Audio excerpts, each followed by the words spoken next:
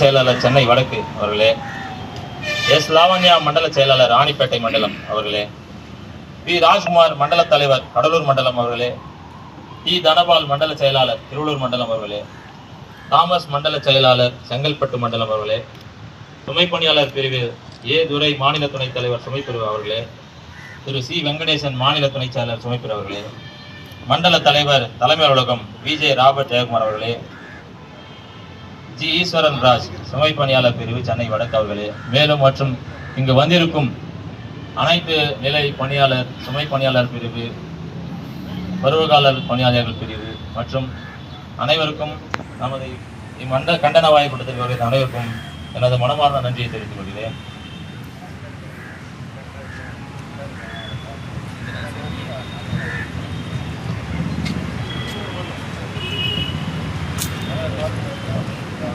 இக்கண்டன வாயில் கூட்டம் எதற்கென்றால், கூட்டுறவுத்துறையை சார்ந்த ராதாகிருஷ்ணன் அவர்களை குறித்து கண்டன வாயில் கூட்டம். அவர் இக்கழகத்திற்கு வந்து 3 வருடம் கிட்ட ஆகின்றது. இந்த 3 வருடத்தில் அவர் செய்த செயல்கள், இன்னல்கள், அதனால் பாதிக்கப்பட்ட நமது பணியாளர்கள் அனைவரும் ஒன்று சேர்ந்து நமது தொழிற்சங்க மாநில பொதுச் செயலாளரிடத்திலும் நமதிடத்திலும் அவர் செய்த செயல்களை முறையிட்டு கண்ணீர் விட்டிருக்கிறார். அது குறித்ததே வாயில் கூட்டம். அவர் இக்கழகத்திலிருந்து 60 நாட்களாக எங்கு உள்ளார், அவரின் நிலை என்னவென்று அறியாமல் இங்கு அவருக்கான ஒரு பணிகளை இங்கு இருக்கும் அதிகாரிகள், உயர் அதிகாரிகள் செய்து கொண்டு வருகிறார்கள். அதற்கு நாம் கண்டித்து வாயில் கூட்டம் இங்கு போட்டிருக்கிறோம். 60 நாட்களாக பணிக்கு வராமல் அவர் இருக்கும் இடத்திலிருந்தே கடிதம் அளிப்பது, அவர் அலுவலகத்தில் ஒரு மூத்த IAS அதிகாரி அவரை நேரில் பார்க்காமல் பணியாளர்களை விட்டு அவரை சந்திக்க வைப்பது, இதெல்லாம் ஒரு முறையற்ற செயலாகவே கருதுகிறது. தமிழ்நாடு நுகர்பொருள் கலைஞர் கண்ட கழகத்தில் இது போன்ற ஒரு துறை ரீதியான ஒரு அவல நிலை இருந்ததே கிடையாது. ஆனால் இன்று இருக்கிறது என்றால் கூட்டுறவுத்துறையை நாம் கொண்டு வந்ததன் காரணம் என்பதை அனைவரும் உணர வேண்டும் என்பதை கூட்டத்தின் வாயிலாக தெரிவித்துக் கொள்கிறேன். இப்பொழுது கண்டன வாயில் கூட்டத்திற்கு வருகை தந்திருக்கும் அண்ணன் பாட்டாளி மக்கள் கட்சியின் பொதுச் செயலாளர்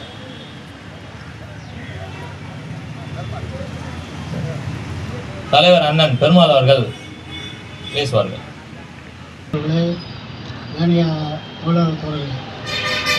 இந்த வாயில் கூட்டம் ஏற்கனவே நமது நுகர்பொருள் வாணிப கழகத்தில் வரலாறு காணாத அளவுக்கு அனைத்து மாவட்டங்களிலுமே GMA அவர்களை மாற்றக் கோரி போராட்டம் நடத்தினோம். அந்த போராட்டத்துக்கு நானும் கலந்து கொண்டேன். ஒரு வருவாய்த்துறையில் நிறைய அதிகாரிகள் இருக்கும்போது கூட்டுறவுத்துறை அதிகாரியை நியமித்தது, அதுவும் நீண்ட நாளாக கிட்டத்தட்ட சுமார் 3 ஆண்டுகளாக அவர் பணி செய்து கொண்டிருக்கிறார். அது அந்த பணியிலே அதுவும் பெண் தொழிலாளர்களை கேவலமாக பேசியதை கண்டித்துதான் முதல் வாயில் கூட்டம். ஏனென்று சொன்னால், இந்த மாதிரி ஒரு கூட்டுறவுத்துறையிலே இந்த நுகர்பொருள் வாணிப கழகம் மற்ற துறைகளை விட மிக நேர்மையாகவும் மிக சீரான முறையிலும் அரசுக்கும் பொதுமக்களுக்கும் உழைக்கின்ற ஒரு துறை. இங்கே நமக்கு ஓய்வூதியம் கிடையாது. ஆனால் கருணைத்துறையை விட 10-2 இங்கே ஒரு ஆர்ப்பாட்டம் நடத்தினோம். ஆனால் இதையெல்லாம் இந்த தொழிலாளர்களுக்கு அந்த அதிகாரி ராதாகிருஷ்ணன் அவர்கள் எந்த ஒரு ஒத்துழைப்பும் கொடுப்பதில்லை. தான் இங்கே எல்லாமே என்று எம்டியை விட நான் மேலான ஆள் என்று கூறிக்கொண்டு இங்கே பணியாற்றி கொண்டு வந்தார். காரணம் என்னவென்றால், செக்ரட்டேரியட்டிலே எனக்கு ஆள் இருக்கிறது, என்னை யாரும் ஒன்று செய்ய முடியாது என்ற ஒரு ஆணவத்திமிரிலே அவர் பண்ணார். ஆனால் கழக வரலாற்றிலே பெண் ஊழியரை கேவலமாக நடத்துகிற அந்த அதிகாரி மீண்டும் எப்படி இங்கே பணிபுரிய அவர் ஜாயினிங் லெட்டர் கொடுத்திருக்கார். இது மிகவும் வன்மையாக கண்டிக்கத்தக்கது. தொழிலாளர்களுக்கு உணர்வு வேண்டும். இந்த மாதிரி ஒரு கீழ்த்தரமான ஒரு அதிகாரியை இந்த கழகத்திலே பணியாற்ற நாம் யாரும் விடக்கூடாது. ஏன் என்று சொன்னால், எவ்வளவோ தொழிலாளர்கள் கீழ் மாவட்டத்திலிருந்து மேல் மாவட்டம் வரையும் இந்த கழகத்துக்காக பணிபுரிந்தால் இரவும் பகலமாக. ஒரு காற்று மழை ஒரு எந்த ஒரு அரசாங்கம் இது இருந்தாலும் அந்த இதுக்கு அந்த பணியை சீரும் சிறப்புமாக 24 மணி நேரத்தில் அட்லீஸ்ட் ஒரு 15 மணி நேரம் 20 மணி நேரம் வறட்சியாக இருந்தாலும் சரி, இது புயலாக இருந்தாலும் சரி, இல்லை எந்த விதமான ஒரு பணியாக இருந்தாலும் இந்த கழக தோழர்கள் இரவும் பகலமாக வேலை பார்த்து கொண்டிருக்கிறார்கள். இன்று கூட இதையெல்லாம் கருத்தில் கொண்டு ராதாகிருஷ்ணன் அவர்களை இங்கே மீண்டும் பணி அமைத்தினால் பெரிய போராட்டமே நடக்கும். காரணம் என்னென்றால் அந்த அளவு கீழ்த்தரமாக இங்கே பணியாற்றி கொண்டிருந்தார். மேலும் பின்னாலே பேச இருக்கிற தலைவர்கள் இருப்பதால் என்னுடைய உரையை முடித்துக் கொள்கிறேன். நன்றி, வணக்கம். பாட்டாளி மக்கள் கட்சியின் மாநில பொதுச் செயலாளர் அண்ணன் எஸ்கே மாறன் அவர்கள் பேசுவார்.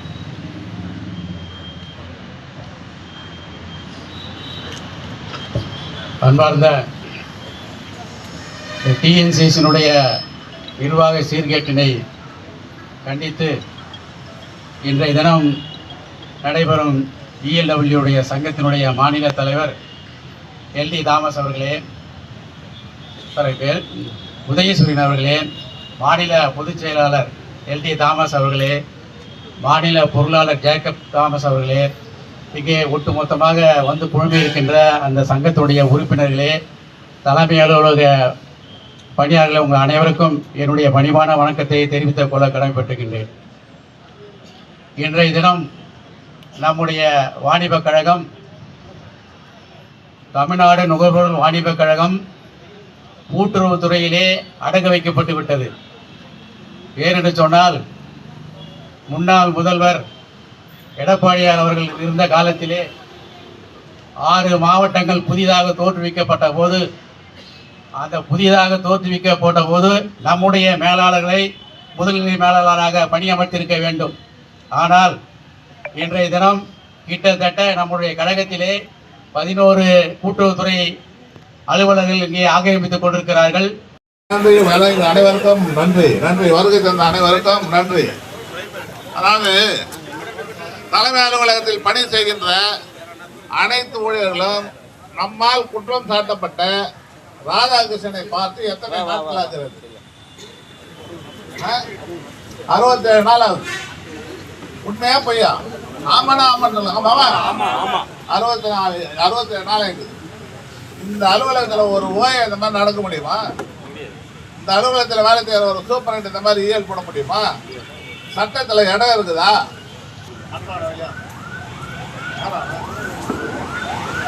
லீவ் போடணும்னா எத்தனை நாளுக்குள்ள போடணும்? நீ ஒரு நோய்வாய்ப்பட்ட மெடிக்கல் லீவ் கொடுக்கலாம் பொறுமையாக 7 நாளுக்குள்ள. சிஎல் எப்படி கொடுக்குறாரு? வீட்டில் எடுத்து கொடுக்கலாம். 4 நாள் 5 நாளைக்கு மேலே போனால் சிஎல் எடுக்க முடியுமா? முடியாது. இஎல் எடுக்கிறதுக்கு சட்டம் என்ன சொல்லுது? நீ வந்துதான் இஎல் கொடுக்கணும். திருட்டு பையன் மாதிரி எங்கேயோ இஎல் கொடுத்தா அது யார் அங்கீகரிக்கிறது? அங்கீகரிக்கலாமா? அங்கீகரிப்பு பர்மிஷன் வாங்கி தான் போடணும். 60 நாளாகி தலைமுறை ஆகிட்டார் ராதாகிருஷ்ணனை காணோன்ட்டு நான் வாயர் கூட்டம் போட்டேன். நோட்டீஸ் எல்லாரும் படிச்சிருப்பீங்க இல்லையா? அந்த வாயர் கூட்டத்தில் நான் தெளிவாக போட்டுக்கிறேன். இந்த மாதிரி 18/12/22 அன்று முதல் காணாத போன ராதாகிருஷ்ணனை அதற்கு பதிலாக 50 ஆண்டு காலமாக இந்த வருவாய்த்துறையை சிறப்பாக வழி நடத்தின வருவாய்த்துறை அதிகாரிகளை பணியில் அமர்த்தாததை கண்டித்து தான் வாயர் கூட்டம். சொல்லுங்க, என்னது வாயர் கூட்டம்? வருவாய்த்துறை அதிகாரிகளை பணியில் அமர்த்தாதது கண்டித்து தான் வாயர் கூட்டம். ஆனா இந்த எம்பி என்ன பண்றாருன்னு பாத்தீங்கன்னா, இது வரைக்கும் யாருமே அந்த மாதிரி கொடுத்துருக்காரா? லீவ் லெட்டர் எம்பி இந்த மாதிரி கொடுத்துருக்காரா? 60 நாள் காணம் தான் இருந்தாரு அவரு. ஆனா இவர் என்ன கொடுத்துக்கிறாரு? திரு மு. ராதாகிருஷ்ணன் இணைப்பதிவாளர் பொது மேலாளர் நிர்வாகம் தலைமை அலுவலகம் 11/2/2026 முதல் 22/2/2026 வரை விடுமுறை அனுமதியுடன் டிடிஏ விடுப்பு வழங்குவார். இது எப்படி கொடுக்கலாம்? ஐஏஎஸ் பற்றி தமிழ்நாடு முழுவதும் பண்ணோம். தலைமை அலுவலகத்துக்கும் தமிழக அரசாங்கத்திற்கும் சென்றிருக்காதா? சென்றிருக்கோம். இருந்தாலும் அவரை ஏன் விரட்ட முடியவில்லை, இவரை ஏன் பணி நீக்கம் செய்யவில்லை, இவர் மேல் ஏன் நடவடிக்கை எடுக்கவில்லை? இதை நான் கேட்டு அரசுக்கு எல்லாமே லெட்டர் உதயநிதி ஸ்டாலின் எங்கள் துணை முதல்வருக்கு எழுதுகிறேன், முதலமைச்சருக்கு எழுதுகிறேன், லேபருக்கு எழுதுகிறேன், எல்லாருக்கும் எழுதுகிறேன். இந்த மாதிரி நாங்கள் போராட்டம் பண்ணுறோம். போராட்டம் பண்ணதுக்கப்புறம் 22லேருந்து 23, 22, 18லேருந்து 22 வரையும் போராட்டம். தலைமறைவான ஒரு கூட்டுறவுத்துறை துணை பதிவாளரை மந்திரி அளவு கூட்டத்தில் உட்கார வைக்கிறாங்க. யார் உட்காந்துக்கிறான்? சத்யபிரகாஷ் நிர்வாக இயக்குனர், அண்ணாதுரை உணவுத்துறை ஆணையர் திரு சிவராஜ் அவர்கள் மத்தியில் உணவுத்துறை அமைச்சர் 3/12/2025 தலைமை அலுவலகத்தில் நடந்த அந்த கூட்டத்தில் உணவு பொருள் வழங்குத்துறை அலுவலர்கள் கலந்தாய்வு கூட்டத்தில் குற்றவாளியான எம் ராதாகிருஷ்ணனை அமர வைத்திருக்கிறான். நான் கேட்டேன், ராதாகிருஷ்ணன் என்ன சொல்றாரு? இந்த தமிழ்நாடு அரசும் சரி, இந்த தொழிலாளர்களும் சரி, என்னை ஒன்றும் பண்ண முடியாதுன்னு அந்த கூட்டத்தில் உட்காந்துக்கிறாரா? அதானே அர்த்தம். அப்படி இல்லை, ஐஏஎஸ் அதிகாரிகள் நாங்களாம் இருக்கிறோம், அவங்களாம் ஒன்றும் பண்ண முடியாது, வாரான்னு கூப்பிட்றாங்களா? இந்த தலைப்பே இதுதான்.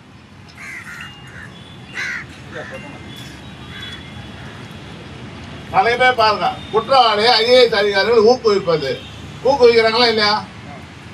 அவரை உட்கார வைக்கலாமா? உட்கார வச்சுட்டு அவருக்கு ஆதரவு கொடுத்தேன்னா யார் தப்பாது? அரசாங்கம் தப்பா?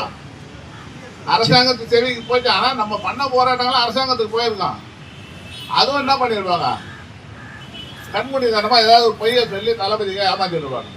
இந்த துறையை பொறுத்த வரைக்கும் அரசையும் தலைமை முதலமைச்சரை ஏமாத்தினா இருக்காங்க. இந்த துறையை சார்ந்த உணவு அமைச்சர்லேருந்து அதிகாரிகள் வரையும்.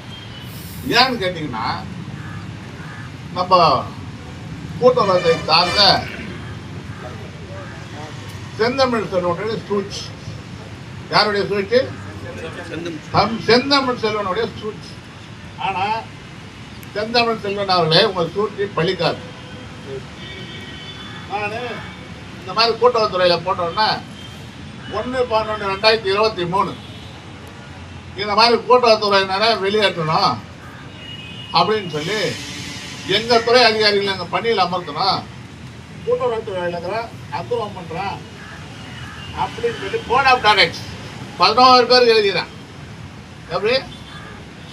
எப்போ தேதி சொல்லுங்க? 23/12/2023. அப்போ 2023 நான் இவர் என்ன பண்றேன், நோடுறேன், எடுக்க சொல்றேன். கரெக்டுங்களா? இப்போ 18க்கு அப்புறம் அவர் வருவாருன்னு சொன்னாங்கல்ல எல்லாரும். நானும் சொன்னேன், உனக்கு மாமனார் கூட தான் போயிட்டு வர்றதுக்கு சிரிங்களா, கை தட்டுங்களா? இது கூட சிரிக்க கை தட்ட மாட்டேன். ஏண்டா போயிட்டு வரதுனால மாமனார் கூட இல்லை, அவங்க மாமனார் வீடு கிடையாது, அவங்க அந்த மாதிரி பாவம் பண்ணுது. அவங்களுக்கு தான் சோறு தேதிங்க அனுப்புறாங்களாம். உண்மையா பொய்யா? உண்மைனா கை தட்ட, பொய்னா போயிட்டு இல்லை. உண்மையா பொய்யா? அவர் வீட்டுக்கு சோறு இங்க இருந்து போறான். எங்க குரல் கொடுக்கறதுக்கு உரிமை கொடுக்குறான்னா நடுரோட்டை நின்று அங்க நில்லுங்கிறான். அவன் குடும்பத்துக்கு சோறு இதுல போட்டு பார்வை என்னெல்லாம் இல்லை போட்டு என்ன பண்ணிக்கிறாரு கேட்டீங்களா? அவர் தான் கேட்டுக்கிறாரு. அவங்களா வரல. இங்க இது வந்து செந்தமிழ் செல்வனுடைய சூழ்ச்சி. நேரடியாக அண்ணாதுரை ராதாகிருஷ்ணனே வந்து உட்காந்துக்கல. ராதாகிருஷ்ணன் யாருன்னு கேட்டீங்கன்னா, இருக்கிறதுலையே அந்த நிர்வாகத்தில் சப் ஜூனியர். உண்மையா பையா? உண்மையா? துணை பதிவாளர் அவர் ஏன் இங்க உட்கார வச்சுக்கிறாங்க? ப்ரமோஷனுக்கெல்லாம் கிடையாது, அது கிடையாது. முதல்ல அவர் உள்ள வந்து காரணம் சொன்னவங்க பார்வை 2 மணி கூட்டுறவு சங்கங்களின் இணை பதிவாளர் அல்லது அதற்கு நிகரான பணி நிலையில் உள்ள அலுவலர்கள் வேண்டும் என நிர்வாக இயக்குநர்கள் கடிதம் எழுதியதால் தான் பார்வை 3இல் கண்டுள்ள தமிழ்நாடு நிர்வாக இயக்குனர் கருத்தினை ஏற்று பொது மேலாளர் நிர்வாகம் தலைமை அலுவலகத்துக்கும் மற்ற முதல்நிலை கோயம்புத்தூருக்கும் பணி அமர்த்துக்கிறாங்க. யார் காரணம்? சொல்லுப்பா வாயை தந்து. இந்த நிர்வாக இயக்குனர் தான், புரியுதுங்களா? இந்த நிர்வாக இயக்குனரை அவங்க பண்ணாங்க. இதுக்கு அப்புறம் ஒரு நிர்வாக இயக்குனர் வந்தார். அவர் தான் கார்பரேஷன்ல கமிஷனராக இருந்தார். 22 அப்ப என்ன பண்ணாங்க, அரசாங்கம் தேர்தல் கமிஷன் அறிவிக்குது. தேர்தல் கமிஷன் அறிவிக்குது. அப்ப என்ன பண்றாங்க, 16ஆம் தேதி அறிவிக்க போறேன். 16ஆம் தேதி அறிவிக்க தேர்தல் கமிஷன் என்ன பண்றாங்க, 15ஆம் தேதி 32 பேருக்கு டிரான்ஸ்பர் பண்றாங்க. அப்பனா அவன் சொல்லுவான் போட்டுக்கிறான். நீ சொல்லாத நானே நிறுத்துவான். சீதர் போல சொன்னா சொல்லக்கூடாது. மற்றவங்களுக்கு தெரியும் உண்மையே போய் அந்த 32 பேருக்கு அன்னைக்கு எவ்வளவு சம்பாதிச்சிருப்பான்னு இருக்கான். 64 லட்சம் ரூபா சம்பாதிச்சிருப்பாங்க. ஏன்னா ஏழை கிட்ட பணம் அதுக்கடுத்து 160 பேருக்கு நைட்டெல்லாம் போட்டுக்கிறாரு. தம்பி 1.45 1.45 160 பேருக்கு போடுறோம்.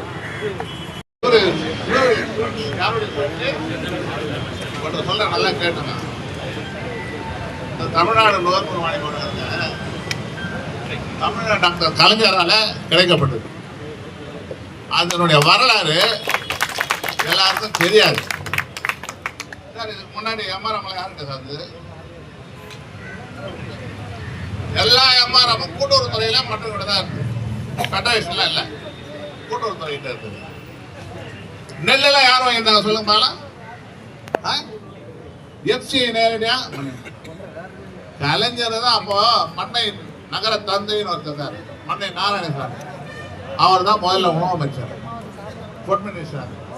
அவர் சொல்லி ஏன் நாங்கள் வந்து நீ வந்து வாங்குற, நாங்களே வந்து வாங்குறோம் அப்படின்னு சொல்லி இந்திராமன் அம்மையாரோட கலைஞர் பேசி வாங்கி எல்லா கூட்டுறவுத்துறையும் நம்ம வாங்கியிருக்கோம்.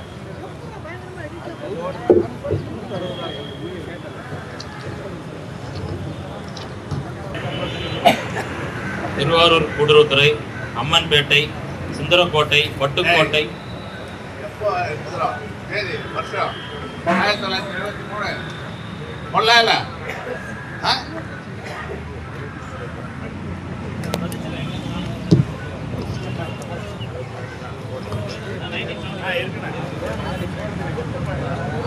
திருவாரூர் 1972, அம்மன்பேட்டை 1972, சுந்தரக்கோட்டை 1972, பட்டுக்கோட்டை 1972, சித்தர்காடு 1972, திருநாகேஸ்வரம் 1972, சிம்மாவரம் 1972, செய்யார் 1972, செய்யார் 1982, அதவத்தூர் 1972, கள்ளக்குறிச்சி 1973, கடைச்சென்னேந்தல் 1973, தாழையூத்து 1972, பொள்ளாச்சி 1972, பொள்ளாச்சி 1982.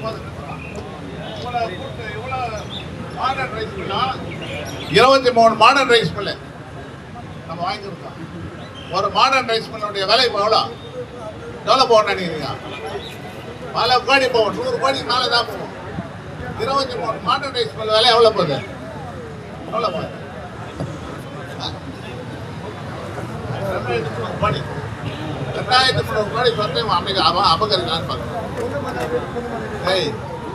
இந்த கார்பரேஷனை தஞ்சாவூர்ல பண்ண எஃப்டிஐ பண்ண இந்திய சர்க்கார்கிட்ட பேசி கலைஞர் தமிழ்நாடு சர்க்கார் வாங்கி பல கோடி இதுக்கு செலவு பண்ணி இங்கேருந்து வாங்கினதுக்கெல்லாம் பேப்பர் டிரான்சாக்ஷன்லாம் முடிஞ்சு போச்சு.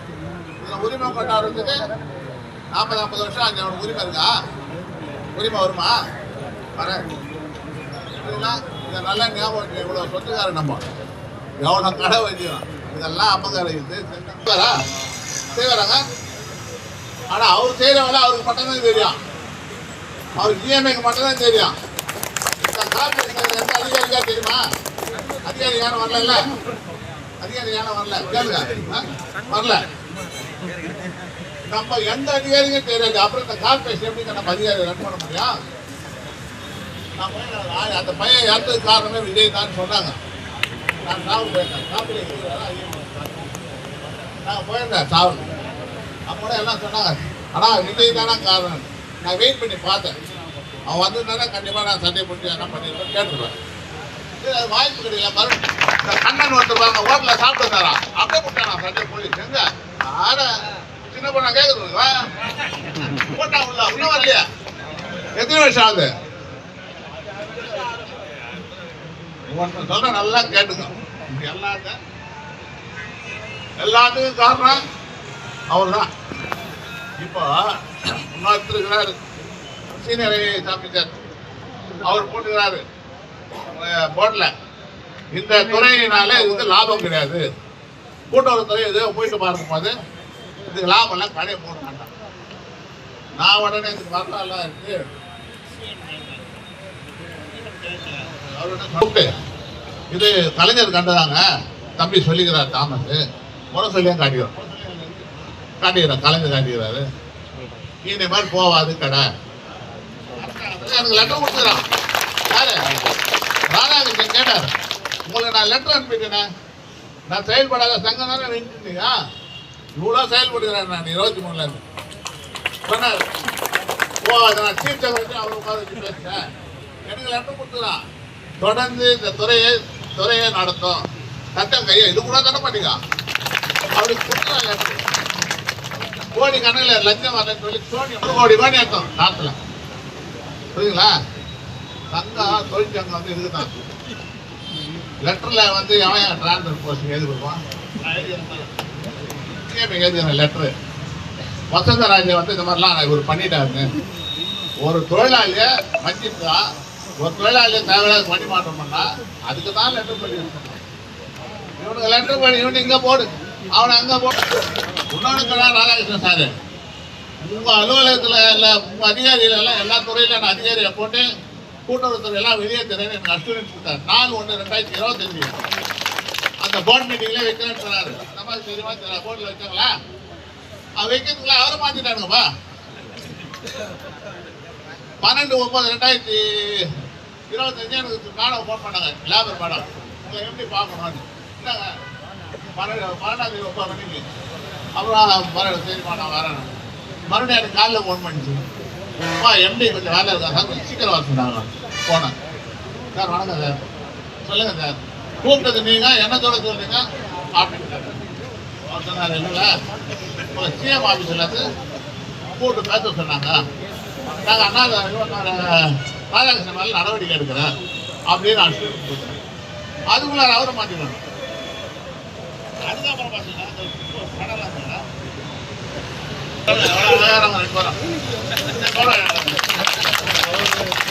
பாத்தீங்களா யாரு பூக்கத்தை வர வைக்கிறாரு அவரு தான் கொண்டாந்தாரு. இங்க கொண்டாந்து அவரு இன்னைக்கு லீவ் லெட்டர் கொடுத்துக்கிறீங்க அந்த லெட்டர் தான் பாருங்க கவர்மெண்ட்ல கொடுத்துறேன். குற்றப்புலனாய்வுத்துறை அரசு பண்ணி ராதாகிருஷ்ணன் கூட்டு போனாங்களே அப்போ அவர் எந்த லீவு கொடுத்தாரு இப்போ சொல்லு ஏன் சொல்ல மாட்டேங்கிறேன். நான் தகவல் இடத்துல கேட்டுக்கிறேன். இஎல்ல போனால் எப்போ யாருக்கிட்ட கொடுத்தாரு யார் சொல்லி போனேன். மெடிக்கலில் கொடுத்தாருன்னா எந்த டாக்டர் கொடுத்தாருன்னு சொல்லி நான் அந்த டாக்டரை கேட்டேன். அவன் ஜெயிலில் இருந்தாரா உங்ககிட்ட ட்ரீட்மெண்ட் இருந்தாருன்னு ஏன்னா கேட்க முடியும். ஒரு நல்லா சொல்லுங்க இருக்கா ஐஏஎஸ் ஆஃபீஸர் 60 வயசு புரியுதுங்களா? அரசியல்வாதி 5 வருஷம். ராதாகிருஷ்ணன் 5 வருஷம் அரசியல்வாதி காப்பாற்றுவான். 60 வருஷம்னா காப்பாற்றுவான். IAS officer காப்பாற்றுவான். அதுக்கப்புறம்லாம் அவரை காப்பாற்ற முடியாது. இளவரிக்கு என்ன வயசு? என்ன வயசு? 75. சாருக்கு என்ன வயசு? 77. ஒன்னா மறக்கிறாரு. என்ன முடியுமா? நான் யார் தெரியுமா? நான் ஒரு அட்வொகேட். ரிட்டையர்டு. யாரு ரிட்டையர்டு?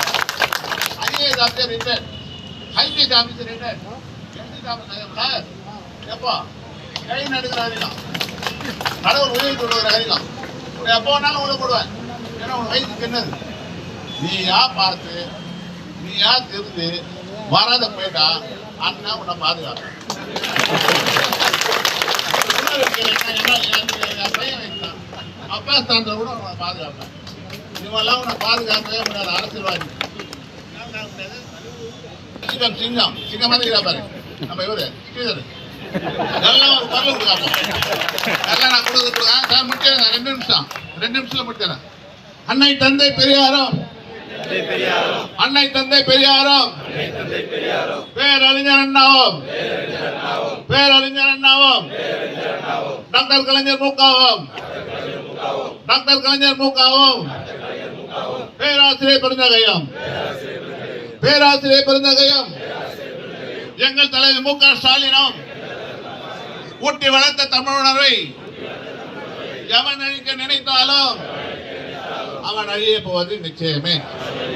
அதற்கு அப்புறம் தமிழ்நாடு நுகர்வோர் வாணிப கண்ட கழகம், தமிழ்நாடு நுகர்வோர் வாணிப கண்ட கலைஞர் கண்ட கழகத்தை இந்த எவன் அழிக்க நினைத்தாலும் அவன் அழிய போவது நிச்சயமே.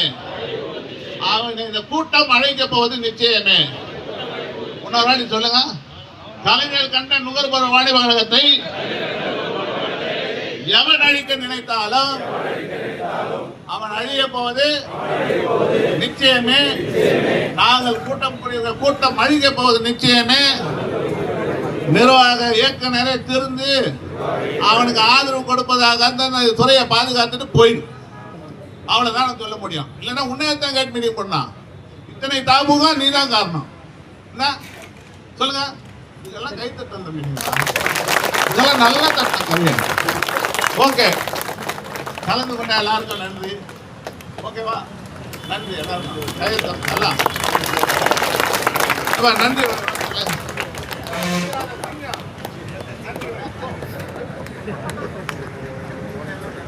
வணக்கம்.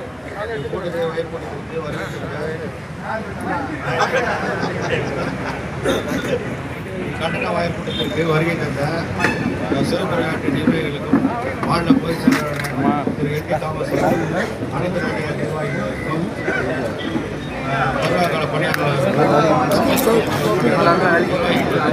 மற்றும்